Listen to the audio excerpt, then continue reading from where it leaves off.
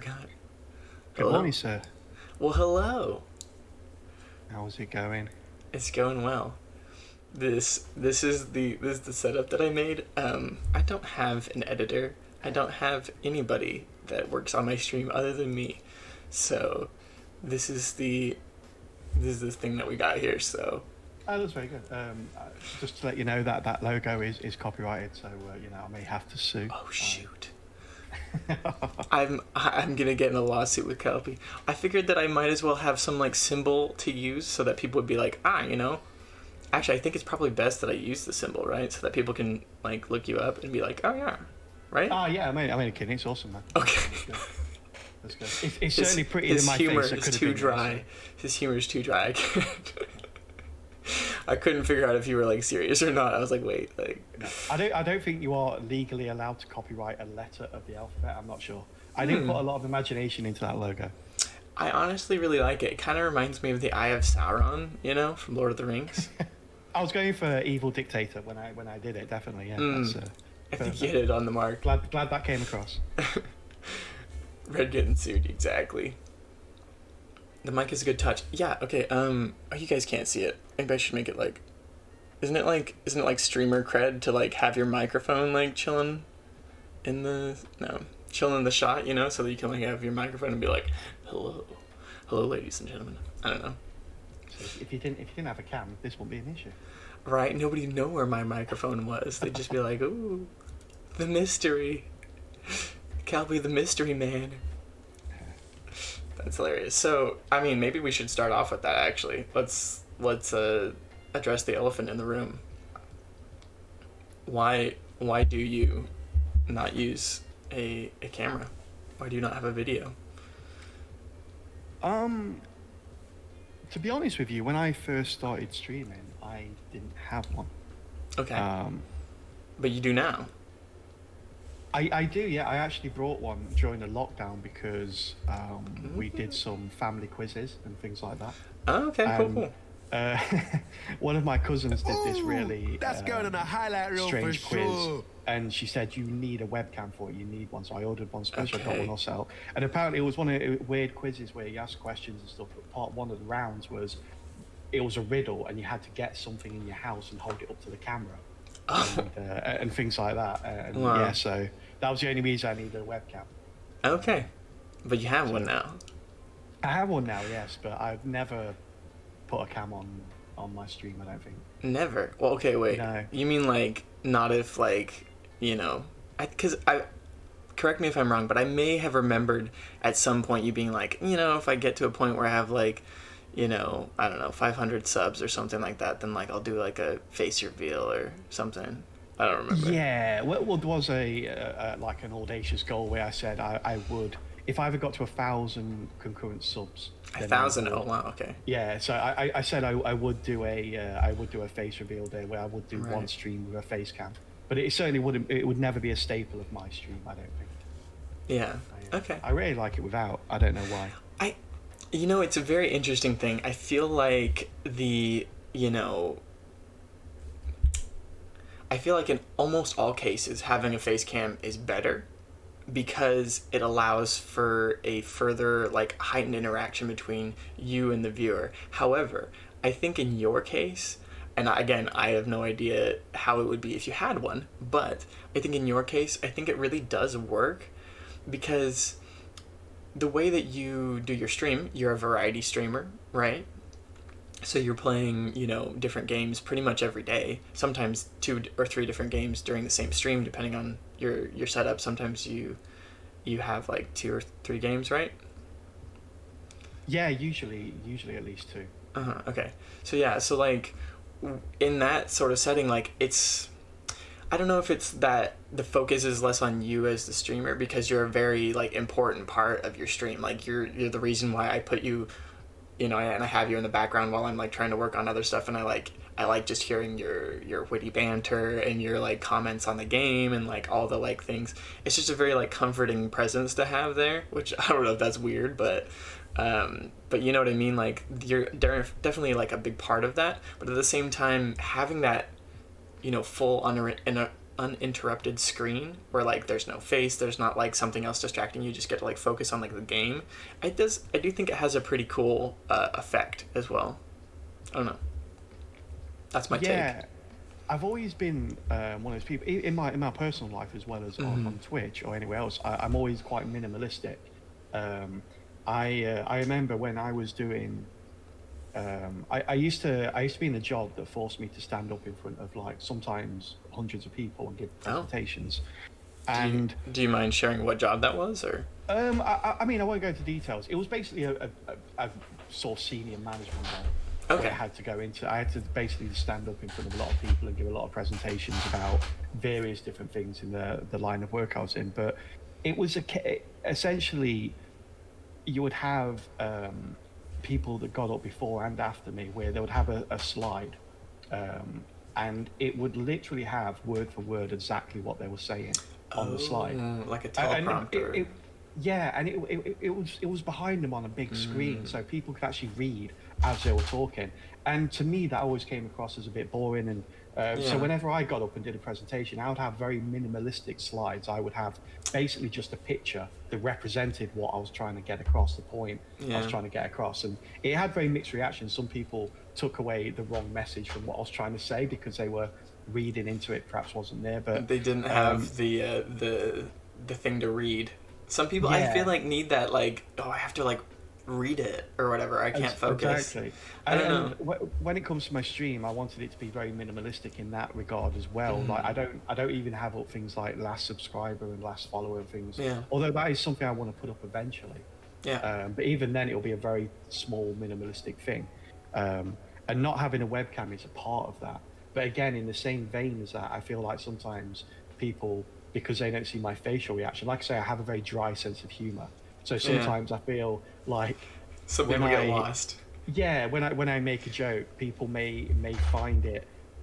They may think I'm having a go, or may think I'm being passive aggressive or something like that, or even aggressive sometimes. Right. And so every now and then I'll stop and I'll actually say, look, just so you know, if there's a good way and a bad way to take what I'm saying, I always meant it in a good way. Right. I never mean it in a bad way. Yeah. So yeah, I think not having a webcam certainly makes that a very real thing. But I think that's a very interesting point, actually. Here's a thought.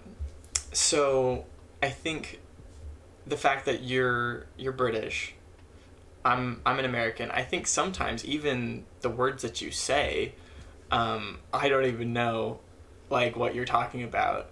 And like I'm a pretty international person. Like I live in France. I've lived in Spain for like 3.5 years. Like I've spent a good amount of time around British people, and still sometimes like you say things and I'm just like, oh yeah, like I think I know what that means, as opposed to just like immediately being like, oh yeah. Like something like having a go. Like I know that probably means like pulling your leg or something like that. Some equivalent to that. But I think that an interesting part of streaming is that as you grow and you gain a larger audience that tends to be more international, I feel like, maybe there might, at some point you might have a bigger disconnect with your audience just because, like, maybe the cultural, like, differences are just really big. I don't know. Yeah, that's a fear I sometimes have, but at the end of the day, it happens now to a degree, and I recognize it happens now, but I don't think it's a bad thing. No. As much as like people will come into chat and say something and it goes way over my head, I'm like, I have no idea. To me, I recognize the words in that sentence, but the way you've pieced them together makes no sense to me at all. I know, oh, sorry, it's just a meme or something. And it's like they're talking of a language because I don't understand the joke behind it. And I think that's okay because there are other people in chat that do get it. Just because I don't get it doesn't mean it's not funny. And it's the same with me when I say something or use terminology that people don't get. There will be people that do get it and people that don't. I'm quite happy for people go, I have no idea what you're talking about. Yeah, well, I'm happy to explain it, but yeah, you what? You what? What are you talking about? I love that. Okay, cool. Well, that's awesome. Yeah, I mean, it's really interesting to hear your take on it. I think that in a lot of ways you're a better streamer because you don't use, or you don't rely on a webcam. You create comedy and you create this quality stream without the ability to be like face emotes, like, doing stuff and whatever. And so I think in some ways that makes you a more well-rounded a streamer, It's interesting. Well, I think I know where my strengths lie, and I'm not saying I'm ugly or anything like that, but I just think that Low when it key, comes to my Calpey's kind of yeah. hot. Just so you know, he sent me a picture. So I don't mean to brag, but Greek god has been thrown around everywhere. But no, I feel like my words and my tone of voice and the way I speak, that adds to the humor I try and put across. It adds to maybe the effect of the message I'm trying to put across. Right. I think having a face cam would actually be detrimental to that.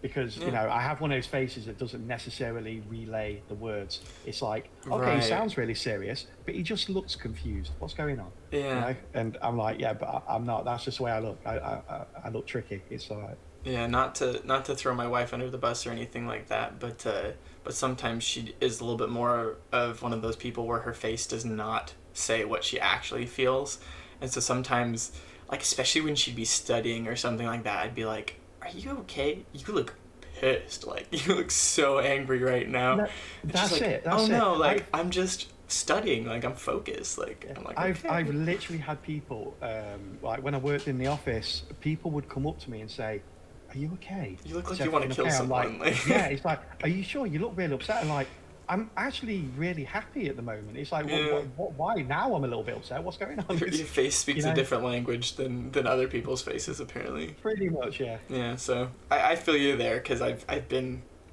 very close to that sort of situation. But anyways, so I'm actually really happy about how this interview is going so far, because I don't really want it to be like rigid or anything like that, but I do have a couple of questions. I think that I've drawn some inspiration from Hot Ones. Has anybody ever seen Hot Ones?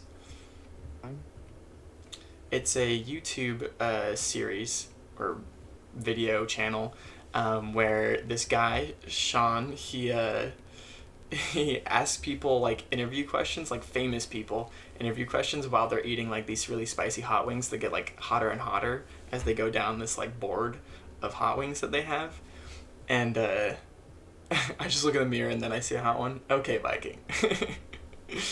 But anyways, it's a really cool interview format, and actually I think that it's a very genuine format, because these people get like kind of taken off guard by the fact that they're in pain and they have spicy things in their mouth.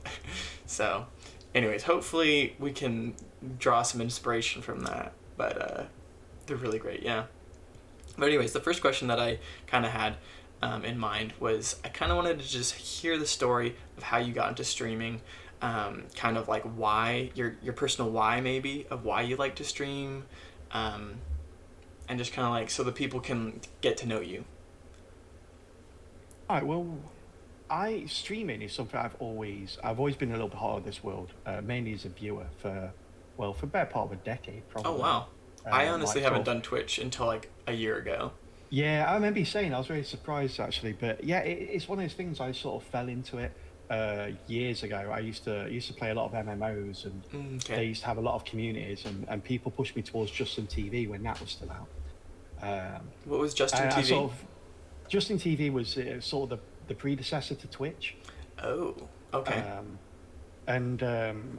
Yeah, so it was like before Twitch. Like a lot of the old school streamers, when they say, yeah, I'm an old school streamer, I'm an OG, it means they probably streamed on Justin TV before it sort of translated into Twitch. Okay.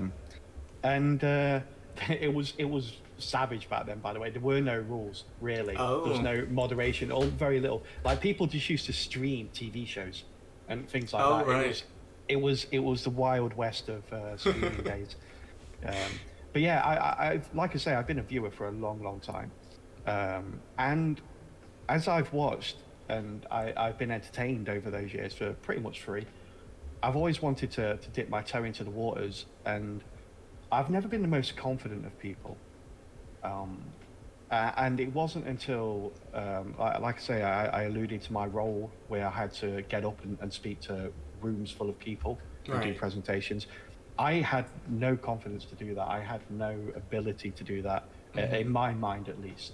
I'm one of those people where I am my worst own critic. Right. And it wasn't until I got thrust into that role that I had to learn how to do that and have a little bit more confidence in what I was doing and saying. So although streaming is something I want to try it out for a long, long time, Right. it wasn't until last year that I actually thought, you know what, I think I could do this. And it wasn't so much I thought I could be successful at it, hadn't actually reached that breakthrough in confidence levels, or you know, sort of self-support, but I thought that I don't mind if it's not successful. You know, I Okay. always thought if I tried at it and failed because it was something that I built up in my head as a dream job and something I've always wanted to do, if I Right. tried at it and failed, I would have been broken. I would have been really, really dismayed by it. Mm-hmm. Um, and but I got to a point in my life where I thought, you know what, if I try it and it fails, I don't mind. I can get over that. I can find something else. I can move on. You know, I'd rather try at it and fail than have the regret of never trying it in the first place. Yeah. Um, Work, however, at the time wouldn't allow me to do it because I feel you have to have somewhat of a coherent schedule to do it. And my Yeah. work involved me to travel all over the country and sometimes abroad, Okay. at like very, very short notice. So I didn't want to start streaming and then, you know, have to say, right, I'll be streaming, you know, live on Monday night and then go, oh, actually, I've got to cancel. It's now going to be Tuesday. Actually, it's going to be next Monday. And, you Yeah. know, so Consistency is key in streaming, honestly. absolutely, I think so as well.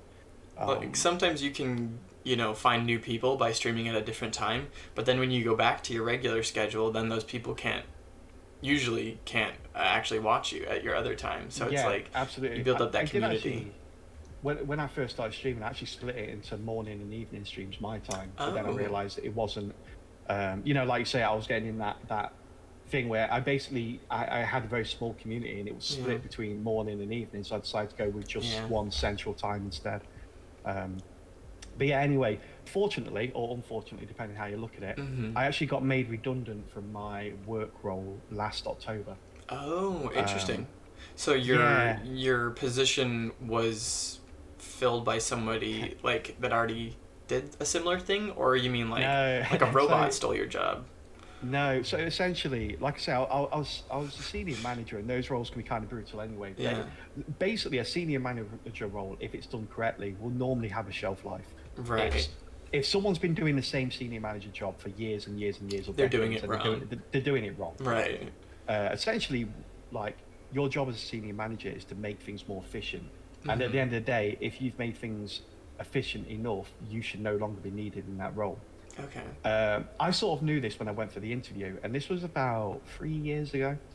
Okay. And I went into the interview, and it was a really strange interview because as part of the interview, you had to define the job itself. They said Oh. there's a role open up in this area. Like we don't exactly know what that role is. We just know that this area needs reorganizing in some way. Right. We want you to come to the interview with a presentation to tell us what that role actually is. That's really cool. So What a yeah, so, boss. You're just like, yeah, hey, here's why you should hire me because I'm cool and you need this. pretty much. It's like a sales pitch almost. So I Yeah. went in there Heck and yeah. I basically said, this is what I envision this area to look like in like sort of 1, 3, and 5 years. And this is why you can, in 5 years, my role will no longer be required, kind of thing. Right. I will no longer be required in this role in 5 years. And they were like, okay, yeah, Mm-hmm. brilliant. So they gave me the job, and I must have been awesome at it because they fired me in three. So yeah, Dang. yeah. Well, they didn't fire me; they made me redundant in three. So basically, I made Right. that role redundant in three instead of five. The idea was that um, and the reason you tend to have the double-edged sword with those kind of roles is because if you do it well, normally there'll be a role you can step into because you've done that role well. They want to retain you in the company. Um, but also, if there is no role for you to step into, then it's sort of like there's a door, thanks for playing kind of thing. Yeah. and that's pretty much what happened to me. The idea was that I was a nationwide manager, so I covered the whole of UK and Ireland as well, Dublin, Hey, which is a Calpey, fantastic just a city. second. We got some people playing sounds. Oh, really? I actually wasn't even thinking that would be an issue. It's Oh, okay, Sammy. I This is my first time doing an interview, so I really like there's some things that I just didn't think about, but you're very generous for your playing the sounds, but I kind of want to keep it a little bit more you know interview like. It's bromance. Me and Calpey do have a bromance. Not gonna lie. thank you, Sammy. All right, cool. Sorry, you were saying, yeah. So that probably just means that you did your job so well that they were like, "Dang, like, way Pretty to go." much, yeah. But the idea is that, like I say, it was a nationwide job, and I knew that we were going to be expanding into Europe. I mean, we was already a global Okay. company Right. anyway, but the only European presence we had was in, for the most part, in the UK and Ireland. Right. So the idea was we're going to expand out into further parts of Europe, Okay. and that should have coincided with me completing my role. Okay. Obviously, the role that I completed was a couple of years early, and then Brexit delayed the expansion into Europe probably by a couple of years as well. So there was a Right. huge gap between Dang. the time that I finished and the time that the European role was open. Right. So, in my mind, and I may be mistaken in this, but in like 3 or 4 years, I could potentially go back to a similar role, only a Right. European-wide role when they expand. I just don't think they're willing to pay me for 4 years to sit around basically doing nothing, waiting for that expansion Yeah. that may or may not even happen in that time Dang. frame. Especially Um, with s- like coronavirus and all the yeah, economic repercussions that are happening or are still yet to happen too. Like, yeah, I don't know. absolutely. But it was the one of the weirdest redundancies ever because the people I was working with were senior managers. Like there was only one person above me in Europe, and then I had 3 people that were my peers on the same level as me. So Right. basically, it was those 3 people that were on the same level that had to decide on my fate, Oh and gosh. I was quite close to all 3 of them. That's probably really Um, hard for them. it was the point where basically when the decision was made and when I got made redundant, that one person above me came and told me, and I sort of knew. I I was part of the restructure meetings where we were restructuring the business after I'd taken my area to where it needed to be, and I could see from the restructure. I actually said during the meeting, and this was like 3 months prior to me being made redundant, that there is no role for me in this company now. I need a Right. new role, or I need to sort of find a new job. And he went, no, it'll be fine, it'll be fine. I sort of saw it a lot earlier than they did, so it wasn't a Right. surprise to me when it happened. But I ended up You were taking out prepared. my peers for lunch and basically just like saying, look, it's not your fault, it's fine, don't worry about it, you made the right decision. Oh I was actually gosh. comforting them about making me redundant. And Yeah. looking back at it now, it was quite funny, but That's super um, they, crazy. they they were more upset about the decision than I was, which is one of the many reasons I'm glad I'm not in that role anymore because you had to make those kind of decisions. Yeah. And I, I don't think I was strong enough. Like if I was in their position, I don't think I could have made the decision that they made. Dang. Which is a like sort of a testament to their ability rather than a Yeah. detriment in my Yeah. Yeah. opinion. But 100%. I've um, never had a role where I had to like let go of somebody before, but my dad has, and honestly, that's like the reason why he left his company because it wasn't like, hey, this person's doing a bad job, we gotta let them go. It was just like his boss told him, hey, you have to fire 2 people out of your crew of 10 and tell them that they no longer have a job. And he's like, all 10 of my people are working really hard and they're doing all a very good job. And they're like, that's okay, but you still have to fire 2 of them. And so he yeah, had to like decide who's like family to ruin or whatever because they like can no longer support their family. Like, it was insane. I yeah. one of the people that I sort of got promoted above was a friend of mine that actually got me the job in the company in the first place Okay. like a decade ago, and he's been my friend for like 25 years. I've known him for a long time, and Okay. we're like really close. And I was in one meeting where they were potentially talking about making him redundant, and this was like a few years back. And the only reason they were looking to make him redundant was because he was on quite a bit of money, and they needed that money for the budget to make it look good on the annual report. Right. That was the only reason they were looking to get rid of him. And I actually said that I would hand my notice in if they did that, which I think put my role on a perilous ground from that point forward. Right. Because obviously it was evidence I couldn't do that role. It was evident to me as well at that point. Because I'm like, in that role, you should be looking at from the company's side to say we need to make this harsh decision. You didn't have the killer's make instinct. Right. And I was I was still on the people side saying, this is just wrong. I don't care what the decision or why you're making this decision. It's an immoral decision. I'm not going to do it. Which is why I'd probably, given the choice, never go back into a job like that. Right. So you had this job. It was a really good job. You're doing cool things. You're moving all over the place. Well, not moving, but like traveling all over the place. And then they make your job redundant. Is that the point at which you got into streaming then? Yeah. So essentially, my package was generous enough that I realized. A severance package. Yeah. Okay. My redundancy pay was good enough that I could probably take a year to 12 to 18 months off work. Wow. And support myself. You must have had a really good job. Yeah, well, it was okay, but I also had a lot of savings as well. Yeah. I've always led quite a frugal life, so I always put a certain amount of money away. So some of that really contributed to it. I decided that because streaming had always been, like I say, there in my life, It's kind of like a side dream.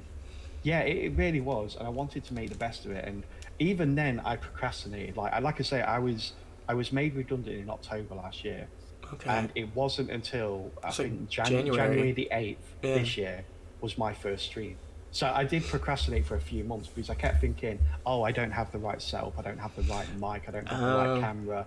I don't know what to play. Do I really want to play this game on stream? Do I want to experience it as a solo player? Deliberated. Yeah, so I was really, I knew deep down that I wanted to do it, but again, it was that fear of failure that was preventing me from pressing that live button for the first time. Dang. And yeah, I think after Christmas, I realized that looking at the money I had in October versus the money I had after Christmas, after I'd spoiled my nephews a little bit, right. I realized that okay, I need to make a decision now. If I look for another role, I need to do it now. I've taken enough time out that I could explain it away on the CV and say, yeah, that few months was me just, a bit of R&R, before I got back into it. Hiatus from work. Yeah. Or do I want to actually follow my dream and do something that I know I'm going to enjoy? And when I put it into perspective, I realized, well, there's no competition there. I'd rather do something for a year and entirely wipe out the savings that I put together over the preceding 5 years and do something I love for those 12 months. And I'm now 8 months into that, and I don't regret a single second of it. I feel like doing something I love for 12 months, even after that 12 months, if I can't support myself from it and I have to go out and get a job, I'm not going to regret those 12 months. I'm going to look back at them really fondly. And I think streaming is something I will now do for the rest of my life. I can't imagine myself never doing it. It may change a little bit. The schedule may change if I have to go out and get a job to support myself. Might turn into more of a part-time streamer, part-time other job situation. I'm going to try and delay that as much as I could. And I mean, the longer that you do full-time, the more you're going to grow as well. So yeah, exactly. And I feel that I can make a job out of it eventually. But I think it would probably take about 3 years of full-time streaming to do that. You think so? I think so, yeah. That's a number I've always had in my head. And I've been looking at ways to sort of maybe do a full-time stream and still do a part-time job elsewhere. To try and support that. I think that obviously growth is exponential usually.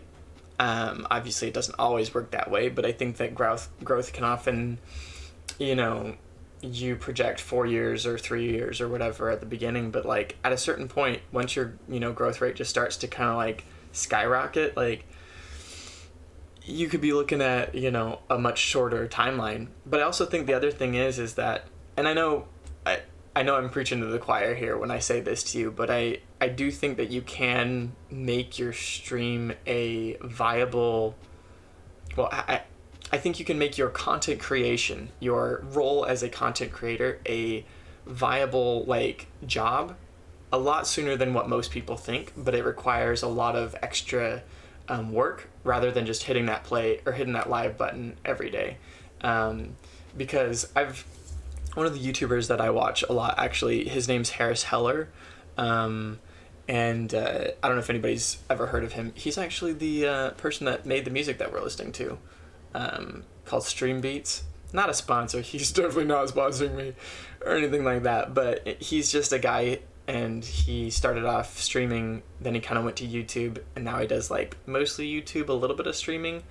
But he was kind of explaining that as a streamer, it's really hard to actually support yourself with just streaming. It kind of takes a trifecta of like streaming some type of other platform like YouTube, where you have content that can be viewed at all times, and then some type of like other, income source like merchandise, or I don't know. If you're Ninja, then you can have branded sweatpants or something like that.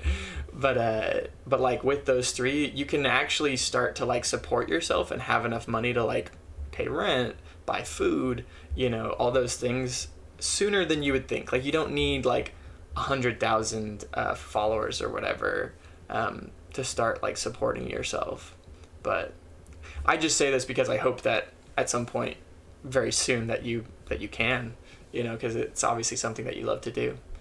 Oh yeah, absolutely. I mean, like I say, I keep a very realistic impression in my head of projections and how long it's going to change, and that 3 years has changed over time. Mm-hmm. I always keep an idea about the numbers and my growth and how fast I'm growing, and I'd like to think at some point you hit a snowball effect where the numbers you have basically almost act like gravity and attract more numbers, and then that sort of, like say, you get that snowball effect over time and you grow faster and faster and faster. But yeah, I do actually watch House quite a lot. I've seen some of his videos. Cool. Yeah, I like him because he comes across as confident, and he does give out a lot of good advice. But I don't agree with him on a lot of things. Which is actually why I like him, because he basically lets you know that he's not always going to be right. No, and I think he had this like interview with like Devin Nash. I don't know if you've heard of Devin Nash, but he's kind of like he's kind of like a Joe Rogan, but like a solo Joe Rogan, where he's not interviewing somebody else, but he's like just like ranting for an hour or whatever. I think that's pretty much all he does on his streams, is he just like rants about stuff. Anyways, he's talked a lot about like the future of Twitch, and like, oh, should you like switch over to YouTube streaming or whatever. But like him and Harris had like this conversation on some stream or whatever, and like they disagreed like really hard, but they were all like, like whatever, he's wrong, but like it's cool because we both have like these different ideas. So well, like you say, if everybody approached the exact same thing in the exact same way, then everybody would fail, because there'd be absolutely no way to differentiate between people. There's no way to differentiate between. You'd have a cookie cutter of every single piece of content out there that would all be the same. So like I say, different opinions, because there are different people out there. So neither opinion is necessarily wrong. They're just going to appeal to different types of people. No, it's cool. Yeah. But yeah, so sort of to continue my story, I started streaming on January the 8th, and it's sort of the reason I mainly got into it. To go back to your question from like half an hour ago that I digressed from massively. This is good practice for you actually, because I digress in every story I ever tell. It's like you can start off by going, so I noticed you had a haircut, and then by the end of it, so anyway, and that's how I won the war. It's like, it's really bad, my digression. But going back to the original question, is I literally started streaming because I've always wanted to, and I had the opportunity to do so. No, that's, I mean, like, dude, we got the whole picture. I think it was a very good explanation. I mean, for me, like, just to contrast with your story, I guess, I had a friend, which some of you might know, potato related. He started streaming like a couple months ago, but then he's not streaming anymore. But like it was his dream to be a streamer for like years and years and years. And he was always like, I can't do it. Like I don't have the computer, and like, oh, my internet's not fast enough, and like, you know, the excuses that you tell yourself. Like, literally, if you want to start streaming today, you probably could. Most people probably could. You don't have to have a video camera. You don't have to have a fast computer. You can stream at a lower bit rate. You can stream at a lower resolution. Like, you can do it. No excuses. But like it's really easy to tell yourself these excuses because like, you know, you have a standard and you don't want it to look bad and whatever, and like I get that, but he was like that. And then at a certain point when my wife got the job offer to come here to Paris to work at Disneyland, I was like, okay, well, I'm currently working at Disney World as a bus driver while I'm trying to save money so that I can start pilot school because I wanted to be a pilot. And because I had almost joined the Air Force when I was in college. But then I was like, okay, well, she got this job offer to Paris. I'm not going to say, let's, you know, live in separate places. And I'm also like, not going to say like, I'm not going to come with you because it's Paris. Like, I love Europe. Like I loved living in Spain as a kid. And so I was like, a chance to go back and like have, you know, somebody have a job. Like, that's great. So, but when I did that, I was like, what am I going to do for work? I don't have a work permit. Well, I didn't at the time. I actually do now. I actually shouldn't show that on stream, but I have the card. I just thought about it. I was like, I'll show everybody my card, but that's probably a bad idea. But anyways, then I was just like, you know what? Like, hey, my friends always want to be a streamer, but I love like talking to people. Maybe that'd be something that I would like. And then I was just like, oh, wow, this is fantastic. This is like the best thing I've ever done. I love being my own boss. I love being able to choose what I do every day. And I love working with who I want to work with. Those are like my biggest issues is like, it's not something that I want to do for a job. My management or my leadership is misguided or terrible. What's that? Oh, sorry, you cut out for a second. Oh, sorry. You know, so the thing I'm doing, the boss that I have, or my coworkers, like usually those are the like issues that I have with my job. But I get to choose every single one of those as a streamer, and I just think it's amazing. So I totally get that. I mean, you being in the community, the streaming community for so many years, and then finally getting your opportunity to like make it happen, that's pretty big. Yeah, it's really cool. And like you say, it's about it's not just about the gaming for me. It is and it isn't. Yeah. It's about the community for me. Yeah. I got into gaming many years ago as an escape from life to a degree. Right. And it's one of those things where everyone has stress in life, everyone has issues in life, and I feel that unless people have that way to escape, no matter what it is for them, like I knew a guy that would literally run almost a marathon every day, because that's how he de-stressed. You know, he'll do anywhere from 10 to 20 miles a day, kind of thing. You know, time consuming. In the morning, a few at lunch, a few in the evening, and yeah, he would basically spend hours a day just doing that, more so than I would gaming. But it was the way that he would sort things out in his head. Yeah. And for me, gaming is that avenue, that escape, that way to handle the things in my life. Right. I don't want to use hyperbole for effect, and this really isn't.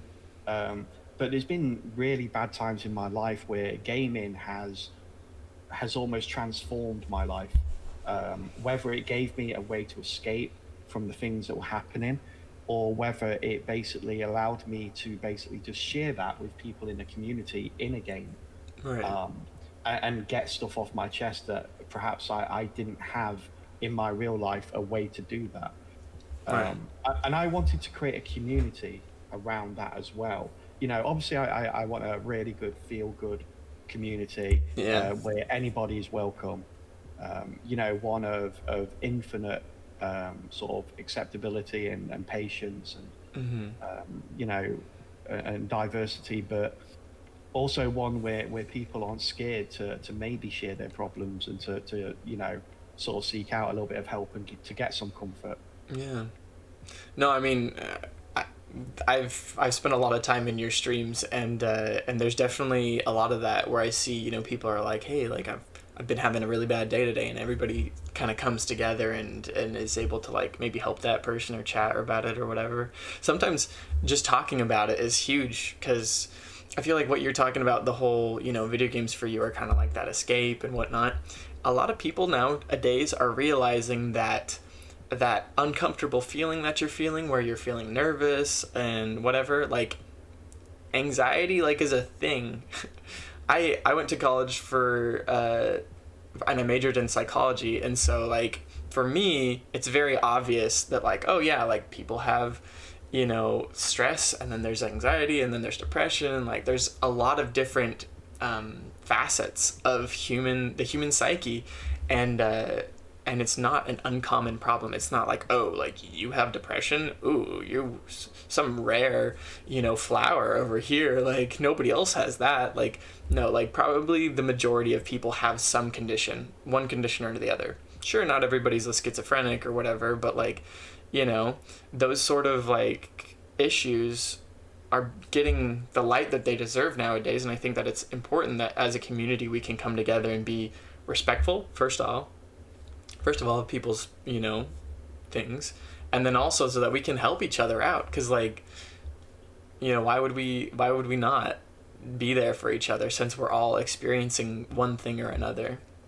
So it's kind of what I think that's one of the best things about your channel. So Yeah, it's one of those things where I feel that everyone's got a different perspective and a different outlook on things, and and like you say, sometimes someone's issue is the worst issue in the world to them, and maybe not to other people, because obviously it doesn't affect other people, and that's not a bad thing. But I feel right. like because it's the worst thing going on for that particular person, and it's not the worst thing going on for anybody else, no one actually listens to that person's problem or takes it as seriously as they're feeling it. And Yeah. I think that sometimes it is good to have an outlet where people, will basically crowd around you and give you a virtual hug and say, "Look, it's going to be okay." And I think sometimes doing that online, where you perhaps not face to face with someone, Yeah. can actually then give someone the courage to go out and actually talk to someone face to face, maybe someone close to them, or maybe like sort of a school counselor, or sort of. I know that a lot of big companies now have started actually enlisting um, coaches and counselors Yeah. in the workplace where people can go and talk to them, which Not is just for absolutely high schools fantastic. anymore. We've No, got absolutely them not. at businesses. I think it's absolutely amazing Oh that, yeah. like you say, the fact that people are regarding mental illness as an everyday occurrence, because it is. Yeah. Um, Everybody in the entire world suffers from one kind of mental illness or another. Yeah. It may be very minor, it may be very serious, but everybody suffers from some kind of mental issues. And I think, sometimes just sitting down and talking to somebody and identifying that and just being aware of it is all you need to do. But if you're aware of something and you're like, actually, you know what? I do that a lot. And Yeah. I understand the reason why I do that now, but I'm okay with that. That's fine. Now I know about it, I can move on. Yeah. Yeah. No, I one of the things that I've always said is everybody needs therapy. That's like one of the Yeah. things that I always say. I'm like, everybody needs therapy. Like, I Yeah. need therapy, you need therapy. It's not a weird thing. It's not like I have issues and you have issues Yeah. like that are like really crazy. It's like we all have issues, and we probably all would benefit from therapy like every week, like, Well, I but mean, if I'd actually got more money from my redundancy, I uh-huh. was actually going to train to be a counselor, Oh, okay. which is like 3 or 4 years in university. Yeah. I've had a And lot of that's what people tell if I me could that have I should do supported that. myself.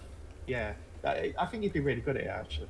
I I was listening to I your don't. stream the other day where you were sort of like telling people that I think you gave out an absolutely fantastic piece of advice to a younger member of the audience, where you were basically saying that, sometimes you're going to find in your life that you're surrounded by people, or you're at least in contact with regularity with people that you don't like, and Mm-hmm. that's perfectly fine. Just because you don't like someone, it doesn't make them a bad person. It doesn't make you a bad person. It just means that you two aren't, sort of going to be best buddies, and that's absolutely fine. But what's not fine is basically being hostile to that person because of that. Yeah. Civility is key, and it takes nothing to like nod and smile and go morning to somebody you don't like. Yeah. If that person's doing nothing wrong, they're just there and you don't connect Yeah. with them. That's not a reason to be hostile. It's to the them. vibes. Sometimes the vibes don't mesh or whatever. Absolutely, yeah. And Like I like say, that doesn't make anybody in a situation. you just a gotta bad respect person. them. You just gotta respect them and realize, hey, we're not gonna be friends, but that doesn't mean that we can't work together. Like, you have to. Like, I mean, sounds like your job was probably one of those where like you probably worked with people that maybe you didn't like or whatever, but like you gotta get the job done. At the end of the day, your selfish reasons of like I don't like this person or whatever, it doesn't matter. So Uh, one of the issues I had to contend with early in my manager career was the fact that somebody who was sitting next to basically somebody every day at the same time during their morning break would oh make no. a basically pot noodle. I don't know whether that's an international thing, but pot Was it noodles are basically fish? dry freed noodles. Essentially, you Okay. basically pour in hot water into a plastic container We that they call it come in. top ramen. Yeah, top ramen. Yeah, exactly. Yeah, I've seen that advertised actually. Yeah, it's the same thing. Yeah. So yeah, and basically they'd make one for their morning snack every day, and then they'd sit at the desk and eat it. And the person like that came to me and said, "Look, you've got to move this guy because he eats too noisily." Oh And no, did like, he slurp his noodles? He's probably like, yeah, he slurped his noodles, and I'm like, "Oh my, this is like the worst thing ever." It's like that's so funny. the office was packed. There was literally like we was looking to expand our office because we had like 30 people and only seated 25. So Okay. it's shuffling people around was not a thing. Yeah. You had to hope that 5 people a day were going to call in sick. You just suck it up and let the man eat his noodles. Pretty much, yeah. And it was like it's such a it's a prime example for me. It was a really trivial thing, but this guy focused on that one element, and he absolutely despised this man he was sitting next to because of this one thing. And this man that was sitting next to him was like the nicest guy in the world. Yeah. But it was Did like he talk to him? Did he say like, hey, No. like the person that actually complained about him is one of those people that will come to work. He will sit in a public office with like dozens of other people, but immediately put his headphones on, listen to music, get on with his work, and then sort of at the end of the day take his headphones off, stand up, and say, "All right, leave. bye." And that would be his only interaction with people for the most part right? throughout the day. But he's like So, secretly yeah. mad at people. Yeah, I know, absolutely. Yeah, it's like Goodness gracious. I remember someone saying once, like most of the time that someone's in an argument, the person they're in an argument with doesn't know. Yeah. Yeah. And I think that's true quite a lot. I am totally the opposite. I'm just like, all right, I got something to say to you, friend. And the other thing is like, I think maybe one of my strengths is that I'm able to like tell people, hey, I don't like this thing that you're doing. I would really wish if you didn't do it. And then I feel like I'm able to like just be like, but I said my thing and now I'm good. And hopefully we can still be friends, and then like just move on. And I feel like a lot of times like it's as simple as that. You can just tell somebody something without it being a big deal. You just say, hey, that thing that you do, don't do it, around me, please. And then, you just move on. I don't know. I think some people just have such a fear of like conflict that it's just like it becomes this really big thing, and it shouldn't have to be like a big thing. And and maybe sometimes they just avoid it. They never actually like have that conversation. But I think sometimes, like for me specifically, I would have a fear of actually hurting people's feelings. I wouldn't want to say something that would basically make them feel bad. I do that a lot actually. I think I hurt people's feelings sometimes. But that's the thing exactly, is that people say things to me that hurt my feelings, and I'll often think about that and think, well, I'm feeling bad right now because this person's given me their opinion, and I'm like, but why am I feeling bad? And the fact that I'm feeling bad is no reflection on that person at all. It's my personal issue because I'm reacting to something perhaps a little bit more sensitively than I should do. Right. It's like someone might say, "Oh yeah, by the way, do you know when you come into the office every day, you slam the door and it's like, it really it basically disturbs everybody in the office. Mm-hmm. And that might make me feel uncomfortable every day. And every time I go in and out of that door for the rest of the day, I'm like, oh my god, I don't want to make a sound. Yeah. And then that's not the problem of the person that told me. Just close it quietly. It's my problem for doing it. So yeah. Yeah. Pretty much. It's something I want to get. I've like you say, everybody needs therapy, and I'm no stranger to that. I've been in therapy before, and if I can afford to do it, I'll continue to do it going forward, because I always feel like there's things like that in your life which like I know that I'm oversensitive to things, and it's not until I used to have knee-jerk reactions, and sometimes I used to be a little bit maybe aggressive towards a person that would tell me something that was it was completely I'm going back like many years. I basically got this under control in my early adult years, but it was something where people would say something to them which would be completely innocent, like they would say they'll say something like, oh, you're wearing a jacket, it's kind of warm today, that's weird, or something, and I'll go, yeah, well, your face is weird, or something. I like really, jackets, okay? I'd lash out at them, and then and it would be they, from their perspective, like, what's wrong with him, and from my perspective, I'm walking away going, well, that was completely justified. And it wasn't until I actually sat down and started talking to someone about it, I realized, well, I'm sort of like taking my sensitivity to people's critiques and sort of lashing out around about it, and maybe I should just take a second to think, well, actually, they've not actually said anything detrimental to me, and even if they had said something detrimental, it's only their opinion, and why should their opinion sort of affect me to that degree? No, I agree. I feel like people let people affect you, sure, like I get that, like, sometimes people can say hurtful things, and sometimes people can, truly be mean to you, but I do feel like at a certain point it is partly your responsibility to decide what you do with that energy. Do you take it inside yourself and keep it and, like, be angry about it, or do you let it go and pass by, It's a perfect parallel to sort of the to a degree, the world we live in. I certainly don't want to get political in this issue, but You're fine. It is one of those things where when someone gets offended by something that someone else has said, they feel like that should be almost against the law. It's like, I find what you said offensive, therefore you shouldn't be able to say that. And it's like, no, it's perfectly acceptable that what that person said made you, like, offended you, and it's perfectly plausible that you feel offended by that.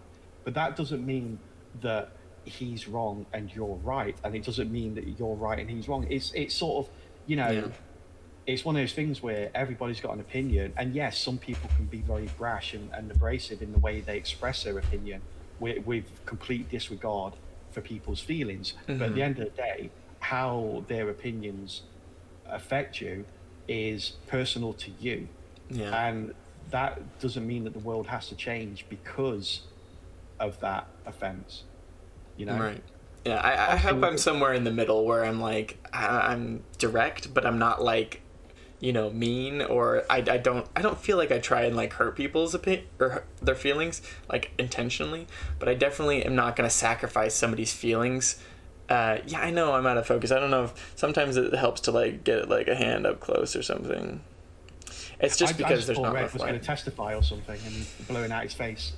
I don't know. Is it bothering you guys that much?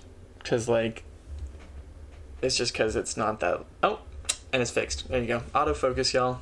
It is what it is. I went for dinner and just came back. All right, got you. Anyways, like, I don't ever try and, like, hurt people's feelings, but, like, I'm definitely not gonna, like, not say something that I feel like I need to say just because I'm worried about them being offended. So hopefully there's a middle ground. I think it's one of those things where people mistake. It's one of those things like the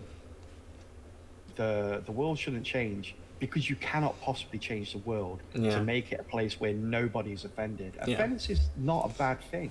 And you could say something completely normal and Yeah, somebody will get exactly. offended. Yeah, You could be being nice to somebody and they'll be like, "Why did you do that? You think that yeah. I'm, poor or something? Why did you try and pay for my thing or, whatever." Like, And like you say, sometimes when someone's offended, it's because they've taken something in completely the wrong context.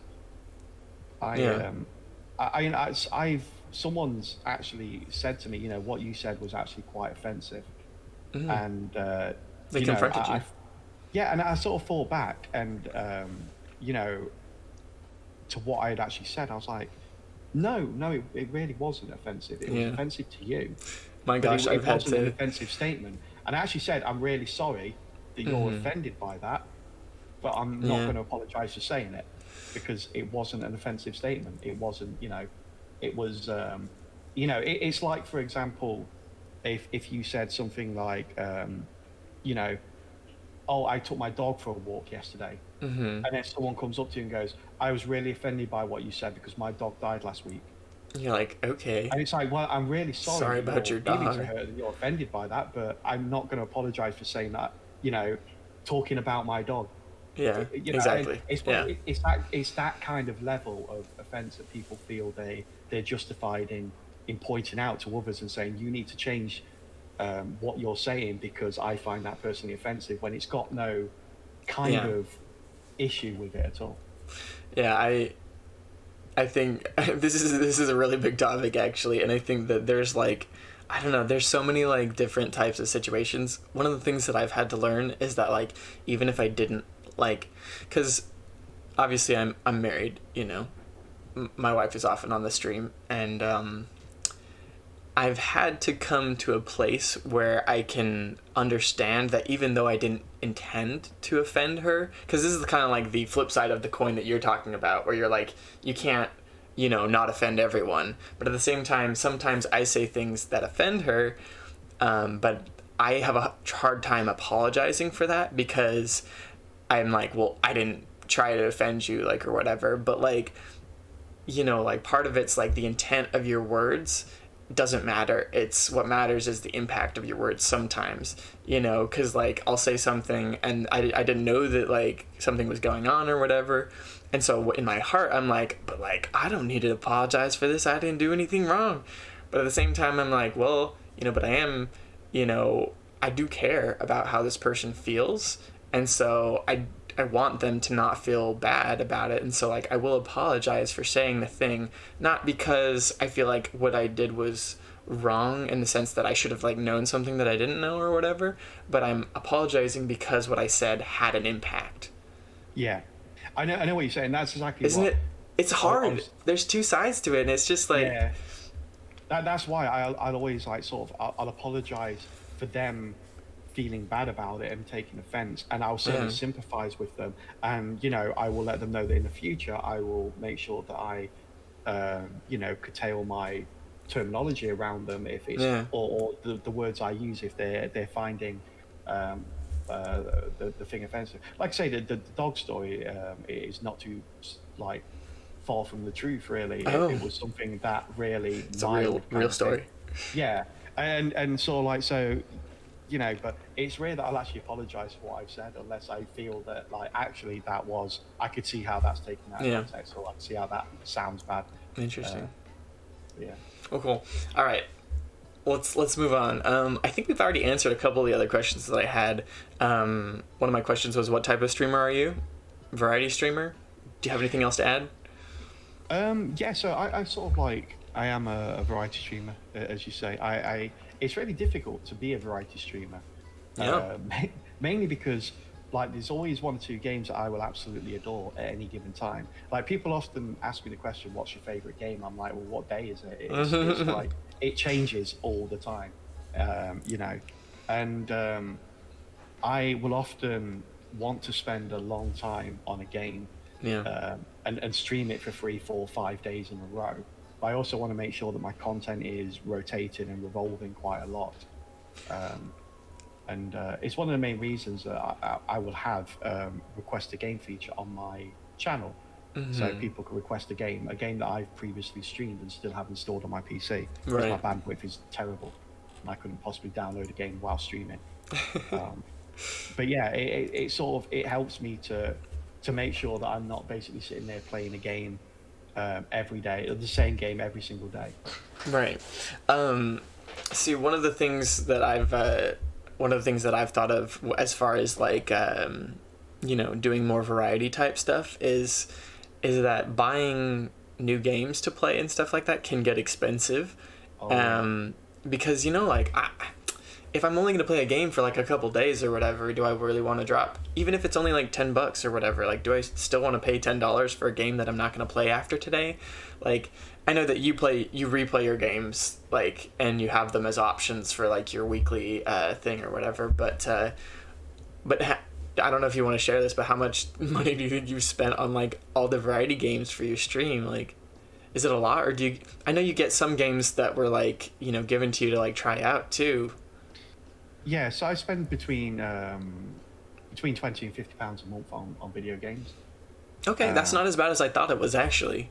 it's how much I budget for. So Okay. when I decided to start streaming full time, You're so and I thought organized, man. I can't yeah, do it. You're I just thought like, I'm I have a budget. gonna yeah, I have a very very strict budget. Like I did not I was not good with money at Yeah.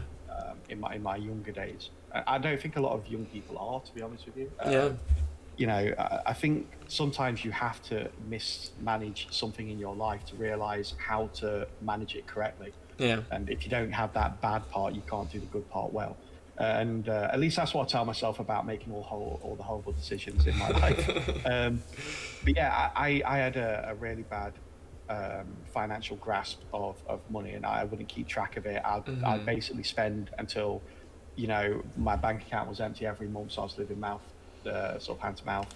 And Right. then a member of my family basically just sat me down because they used to be the same until they sorted out. And they sat me down and they basically went, look, you need to be a little bit more careful with your money, to start putting savings away. You need to budget things. That was actually 11 years ago now. Okay. So I took it really seriously because I realized when I started looking at my finances that it was going in a very, very bad way. And if I didn't sort it out then it could have affected me for the rest of my life. It can So go bad pretty I quick ended up, too. yeah. So I actually created a spreadsheet, and I can tell you every single penny I've spent for the last 11 years without fail. Every single Dang. penny that I've ever earned, I can tell you where it's gone, what it's gone on. And so I'm very anally retentive about Yeah. spreadsheets and budgets and micromanaging my This finances man's and things. very So organized, y'all. yeah, especially when it comes to things like my redundancy package, for example, and my savings, they all went into a pool of money together.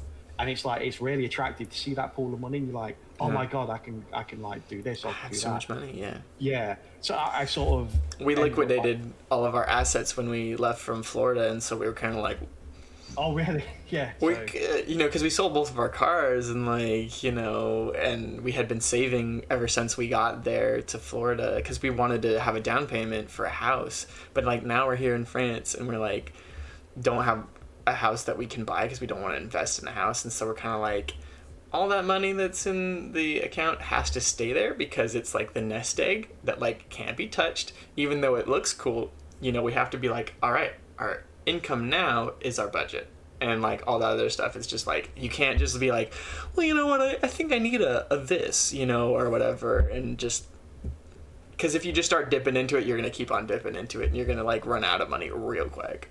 oh So, yeah, absolutely. And one of them, I mean, it's not the first time in my life I've been made redundant. I was actually made redundant back in 2009, dang. which is why I think my family member sat me down and did that because, again, I had a bit of a pool of money from my redundancy that allowed me, that they saw what I was like with money. They saw that I've been made redundant and got this little pot of money, and they sat me down and went, look, I know you're about to go out and like book a holiday Ice or buy a cream. car or something like that. Yeah, it's like don't do that. Which was actually really really good advice because I ended up being unemployed for like almost 3 years. So I was out of work for Wow. an extended period. So yeah, it was.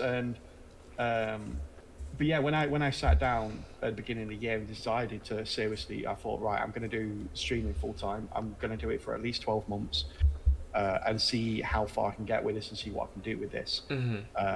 I sat down and I basically budgeted out every single month of the year exactly what I would spend, what I would do, even to the point where I'm actually doing this is like an absolutely um, shameless self promotion now, but Go I am for it. actually I am actually doing a giveaway stream next Saturday. Hey yo, next Saturday, put it on your calendars.